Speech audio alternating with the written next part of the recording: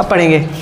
कल हमने 3-4 चीज़ पढ़ ली थी, इलेक्ट्रोड विभव वगैरह पढ़ लिए थे, मानक हाइड्रोजन इलेक्ट्रोड भी पढ़ लिया था। खुशबू पढ़ लेते बाबू सब चीज़ हमने। अब अगर तुम कोई सी चीज़ के बारे में कुछ पूछना चाहो तो पूछ लो मेरे से, ना तो फिर हम अगला टॉपिक स्टार्ट करते हैं अपना। घर जाकर पढ़ा सबने ईमानदारी से? खुशबू पढ़ा? समझ में आ रही केमिस्ट्री? है तेरा नाम खुशबू है? अभी पहले मैं जब बोलूँ तेरे तुमसे ही पूछूँगा, जब बाबू क्यों ना पढ़ रही तो घर पढ़ा जाकर ऐसा जाता है ना? पढ़ रहा पक्का? यार रुक तो जा, पहले इंगे को नंबर तो आ जाते तेरे से। तू तो चल तू भी पढ़ रहा है, और तू रहे कल को अगर टेस्ट में तुम्हारे किसी के 20 नंबर का टेस्ट दूंगा, 4 क्वेश्चन, हाँ ना कल को नहीं परसों को, हाँ परसों को टेस्ट दूंगा, 5 नंबर के 4 क्वेश्चन होंगे, 4 नंबर के 5 क्वेश्चन होंगे, ठीक है? 4 नंबर के 5 क्वेश्चन होंगे, 4 नंबर के 5 क्वेश्चन, 4 पंजे 20। और जिसके 10 नंबर ना आए ना उसे सही कर दूंगा मैं, ध्यान रखियो।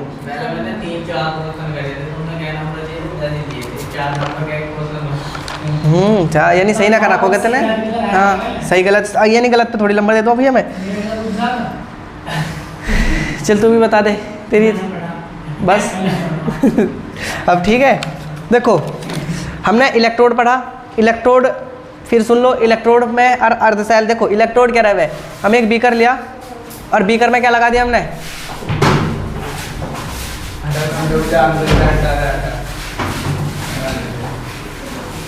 देखो हमने एक ये लिया,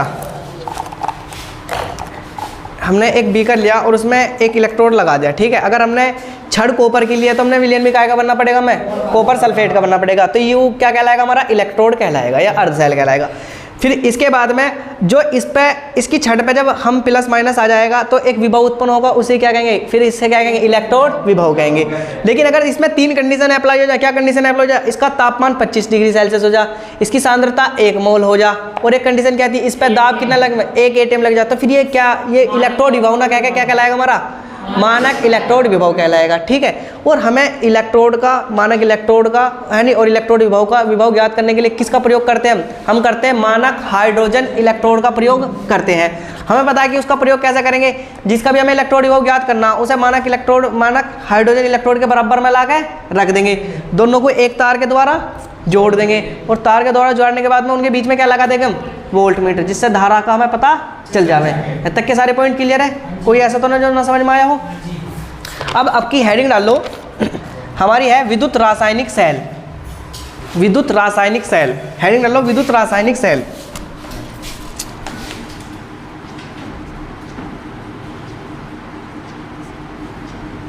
विद्युत, मैं रासायनिक को शॉर्ट भाषा में लिख दूं भैया ऐसे, रासायनिक सेल, विद्युत रासायनिक सेल, इसके बारे में लिखेंगे भैया। लिखो ऐसी युक्ति,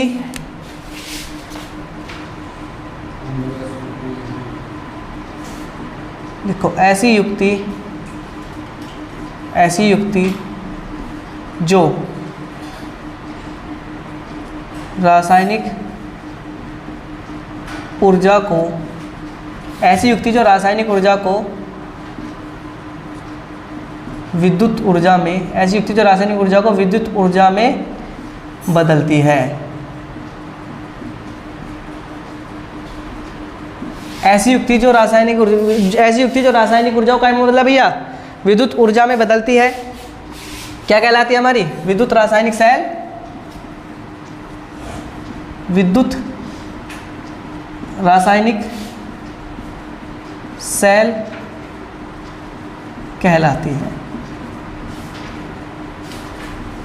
विद्युत रासायनिक सेल कहलाती है। तो भैया ऐसी युक्ति जो रासायनिक ऊर्जा को क्या में बदलेगी, जी बाबू, विद्युत ऊर्जा में बदले, क्या कहलाएगी फ्रेंड हमारी, ऐसी युक्ति जो रासायनिक ऊर्जा को, ठीक है, ऐसी युक्ति जो रासायनिक ऊर्जा को क्या में मतलब भैया विद्युत ऊर्जा में बदलेगी, क्या कहलाएगी हमारी, विद्युत रासायनिक सेल कहलाएगी। अब देखो थोड़ा सा सेल का, जो रासायनिक सेल है इनकी खोजों के बारे में किसी को पता, रासायनिक सेलों की खोज किसने की? अब हेडिंग डालो, नहीं रासायनिक सेलों की खोज, एक छोटी सी हेडिंग डाल लो,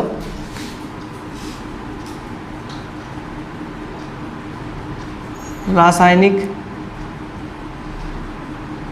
सेलों की खोज, रासायनिक सेलों की खोज। इसमें लिखो भैया सबसे पहले सन 1780 ईस्वी में, सन 1780 ईस्वी में सन 1780 में लुईस गैल्विन ने, सन 1780 में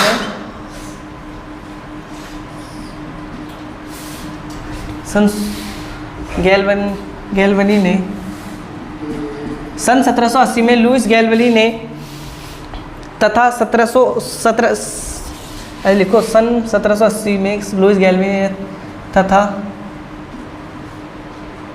सन 1800 ईस्वी में, तथा सन 1800 ईस्वी में, इसका नाम, इनका नाम यार बड़ा अजीब सा,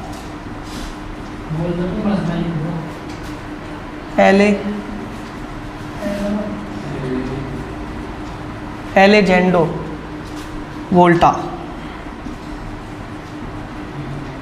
एलेजेंडो वोल्टा ने की थी,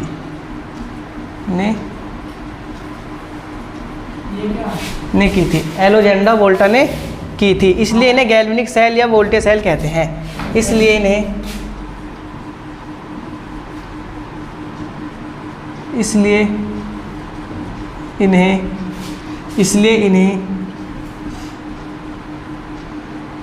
गैल्वेनिक सेल या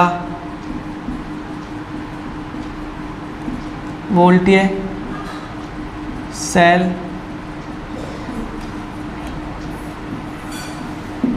इसलिए इन्हें गैल्वेनिक सेल या वोल्टीय सेल कहते हैं। हमने विद्युत रासायनिक सेल पढ़ा, ऐसी युक्ति जो रासायनिक ऊर्जा को काय में बदलेगी, हमारी विद्युत ऊर्जा में बदलेगी, क्या कहलाएगी, हमारी विद्युत रासायनिक सेल कहलाएगी। दूसरा है कि रासायनिक सेलों की खोज। रासायनिक सेलों की खोज कब हुई थी? सन 1780 में किसने की थी? लुईस गैल्वनी ने की थी। और सन 1800 ईस्वी में किसने की थी? वोल्टा। किसने की थी? बस वोल्टा याद रखो, किसने याद की थी? वोल्टा ने की थी। इसलिए ने क्या कहेंगे? गैल्वेनिक सेल या वोल्टे सेल भी कहते। अब हेडिंग डाल लो गैल्वेनिक सेल। गैल्वेनिक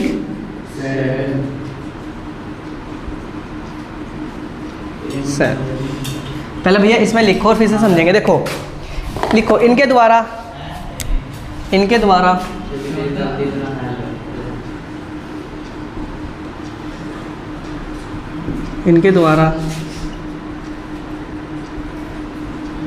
रासायनिक ऊर्जा को काय में बदला जाएगा? रासायनिक ऊर्जा को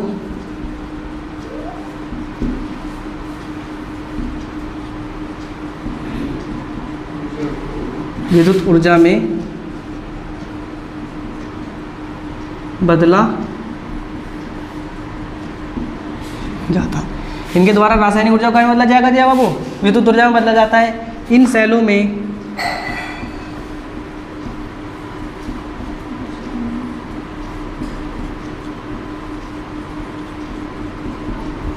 में स्वतः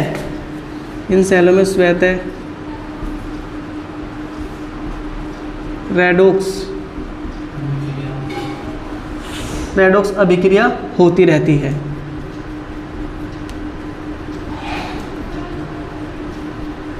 इन सेलों में स्वतः रेडॉक्स अभिक्रिया होती रहती है।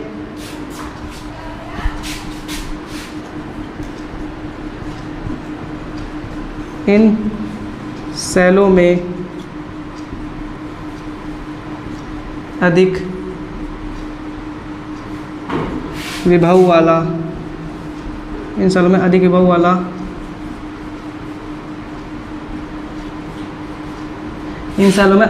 वाला इलेक्ट्रोड एनोड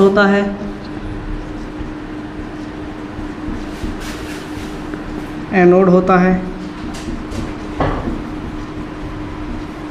तथा कम विभव वाला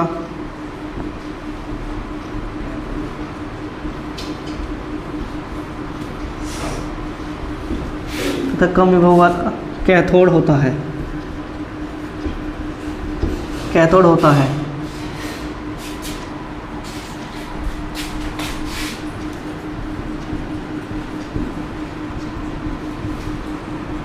इन सेलों में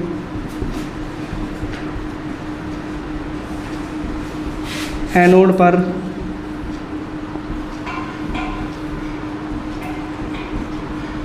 ऑक्सीकरण होता है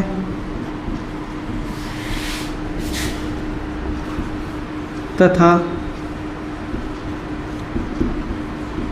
कैथोड पर क्या होगा भैया, अपचयन होता है।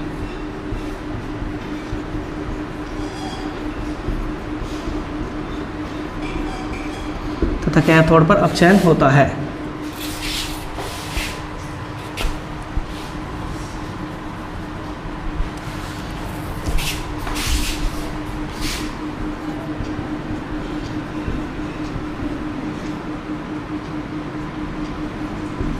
इन सेलों में एनोड, इन सेलों में एनोड ऋणात्मक होता है तथा कैथोड धनात्मक होता है, तथा कैथोड धनात्मक होता है।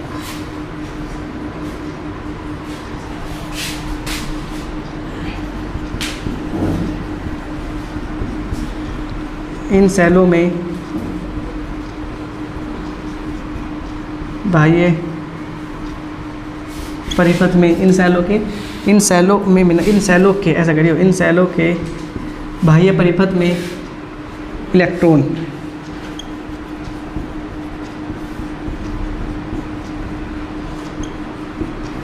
इलेक्ट्रॉन एनोड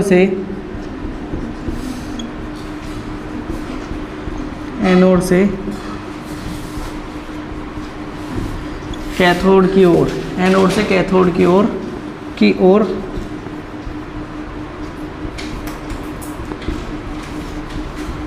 चलते हैं तथा आंतरिक परिपथ में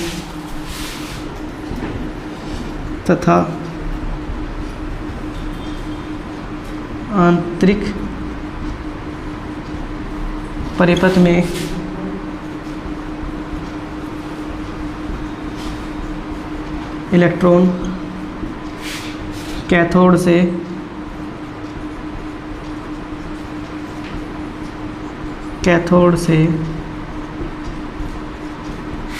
एनोड की तरफ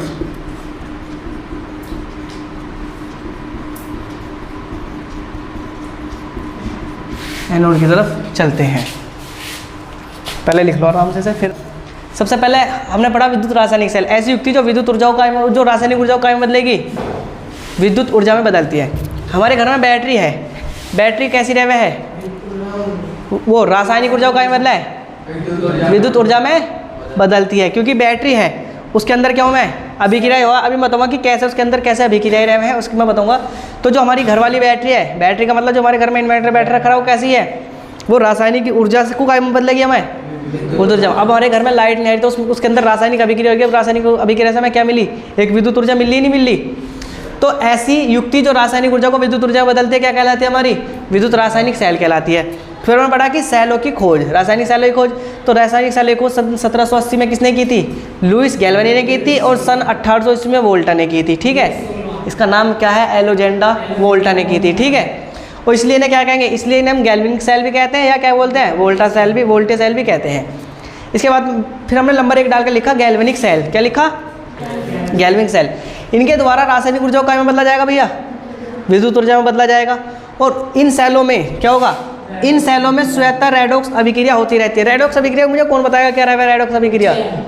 देखो, जब ऑक्सीकरण व उपचयन दोनों एक साथ होता रहता है तो फिर वे अभिक्रिया क्या कहलावा है, हाँ, तो रेडॉक्स अभिक्रिया कहलावा है। जब ऑक्सीकरण व अपचयन दोनों एक साथ होता है तो क्या कहलाएगा हमारा, रेडॉक्स अभिक्रिया कहलाएगा।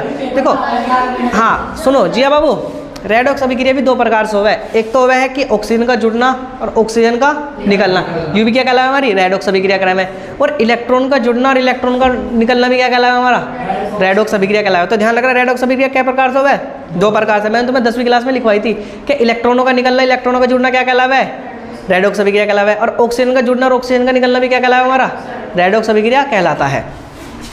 तो तो भैया ध्यान रखना कि इनके द्वारा रासायनिक ऊर्जा को काय में बदला जाता है, विद्युत ऊर्जा में तो पता चल गया कि इनके द्वारा रासायनिक ऊर्जा को काय में बदला जाएगा, हमारा विद्युत ऊर्जा में बदला जाएगा। लेकिन इन सेलों में स्वतः कौन सी विक्रिया होती रहती है, रेडॉक्स अभिक्रिया होती रहती है, यानी इलेक्ट्रॉन कहीं से निकलेंगे कहीं से क्या होंगे, जुड़ जाएंगे, तो रेडॉक्स अभिक्रिया भी होती रहेगी। अगला पॉइंट है कि इन सेलों में अधिक विभव वाला इलेक्ट्रोड एनोड होता है, जिस पर अधिक विभव होगा, यानी जिस पर ज्यादा करंट होगा वो क्या कहलाएगा, हमारा एनोड। पूछ ले कि विद्युत गैल्वेनिक सेल में अधिक विभव वाले इलेक्ट्रोड को क्या कहते हैं, तो क्या कहेंगे हम, एनोड कहते हैं। तथा कम विभव वाले को क्या कहेंगे हम, कैथोड। जिस पर कम करंट होगा साहब क्या बोलेंगे हम, जिया कैथोड कहेंगे। तो उसके बाद में इन सेलों में एनोड पर ऑक्सीकरण होता है तथा कैथोड पर क्या होगा, हमारा अपचयन होता है। एनोड पर क्या होगा, हमारा एनोड पर क्या होगा भैया, ऑक्सीकरण, और वह कैथोड पर क्या होगा, हमारा अपचयन होता है। इसके बाद में अगली हेडिंग है कि इन सेलों में एनोड क्या रहेगा, हमारा एनोड होता है ऋणात्मक का मतलब माइनस वाला। जिस हिसाब से हमने माना था कि हमारी हमने दो छड़ ली थी, एक ली जिंक की, एक ली थी कॉपर की, तो यू कौन सी अगर ऋणात्मक है तो जिंक वाली छड़ कहलाएगी, नहीं कहलाएगी, क्योंकि जिंक वाली छड़ कैसे रहेगा, हमारी ऋणात्मक। तो इन सेलों में एनोड क्या होता है, हमारा ऋणात्मक होता है। तथा कैथोड क्या होता है भैया, हमारा कैथोड होता है हमारा धनात्मक, जैसे हमारी कॉपर वाली छड़ थी। ठीक है खुशबू बाबू। अगला आ जाओ, इसमें कह रहा है कि इन सेलों के बाह्य परिपथ में इलेक्ट्रॉन एनोड से कैथोड की ओर दौड़ते हैं। इनमें दो परिपथ हुए हैं, एक तो बाहर की परत, बाहर वाला हुआ है, अरे क्या हुआ है, अंदर वाला हुआ है, क्योंकि दोनों सेलों को एक साथ कनेक्ट करके रखा जावे है। अब एक तो इलेक्ट्रॉन ऐसा ऊपर से इधर की तरफ जाएंगे, फिर दूसरा नीचे से क्या होते रहेंगे, दूसरा नीचे से इसमें से निकल के किसमें जाते रहेंगे, इसमें जाते रहेंगे। यहाँ भी देखो क्या करा, इन सेलों के बाह्य परिपथ में इलेक्ट्रॉन एनोड से किसकी तरफ जाएंगे, कैथोड की तरफ। और फिर भैया क्या तथा आंतरिक परिपथ में इलेक्ट्रॉन कहाँ से कहाँ तक जाएंगे, कैथोड से फिर एनोड की तरफ जाते रहेंगे, यानी बदलते चले जाएंगे। अब बताओ कुछ इनसे, इसमें से कुछ पूछना मेरे से, नहीं पूछना पक्का। अब अगली हेडिंग डालेंगे हम डैनियल सेल।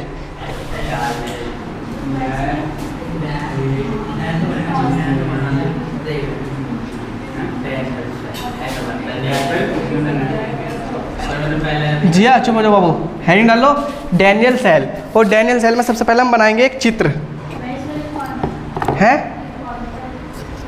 बिल्कुल मैं बताऊँ, मैं बता रहा हूँ तुम्हें। देखो जो हमारा ये गैल्वेनिक सेल है ना, जैसा करके गैल्वेनिक सेल का उदाहरण क्या है, हमारी डैनियल सेल।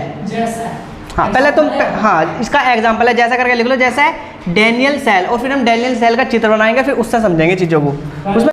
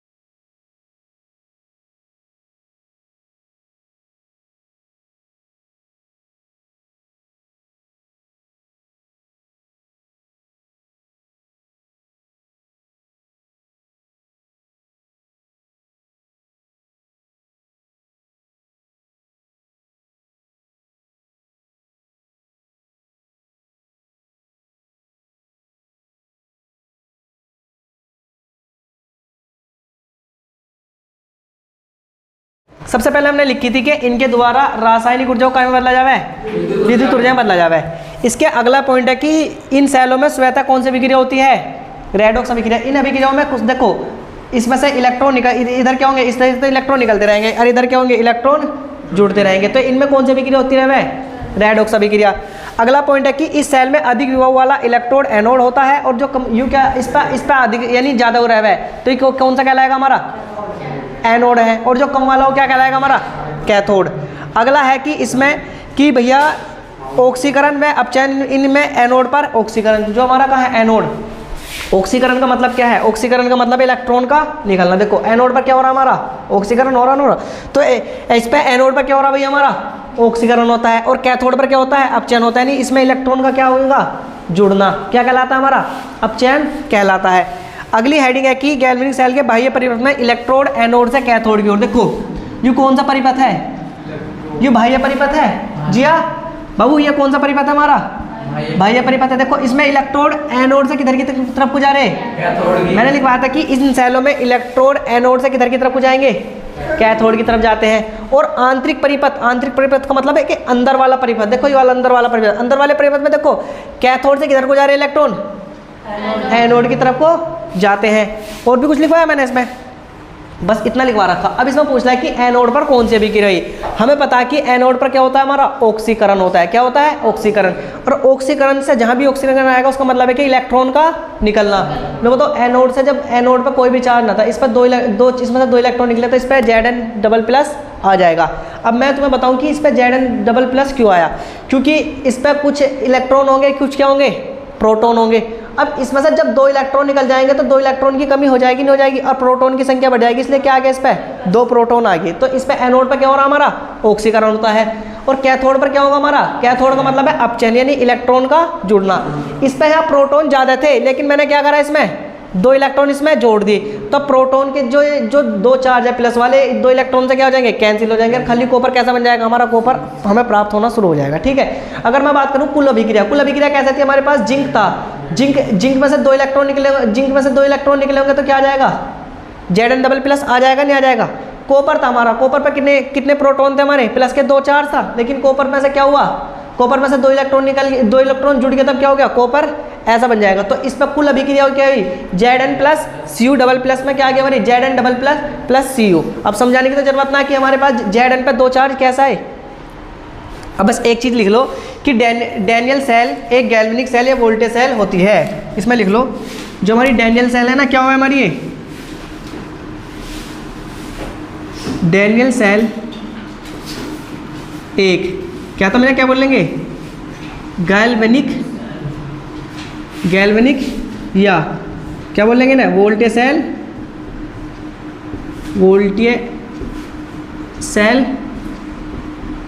कहते हैं। क्या कहते हैं, वोल्टेज सेल कहते हैं।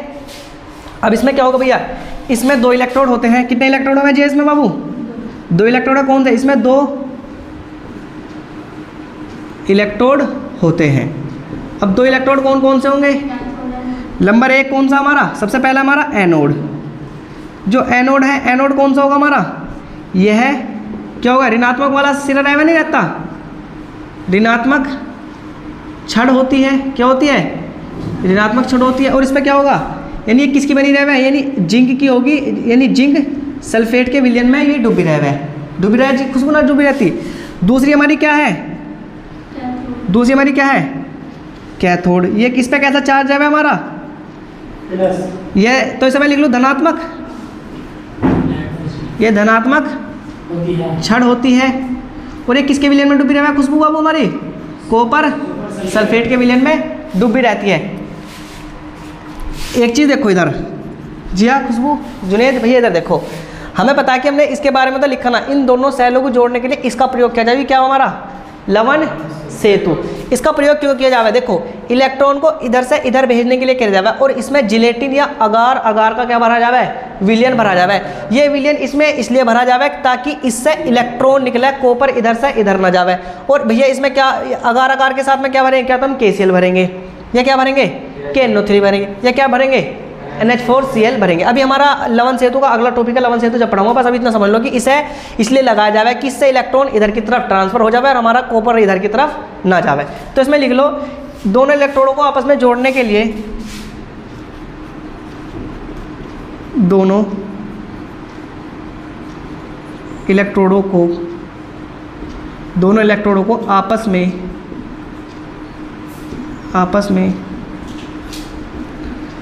जोड़ने के लिए, दोनों इलेक्ट्रोडों को आपस में जोड़ने के लिए क्या लगे जाएगा इसमें, दोनों इलेक्ट्रोडों को आपस में जोड़ने के लिए लवन सेतु, क्या बोलना चाहिए ऐसे बेटा, लवन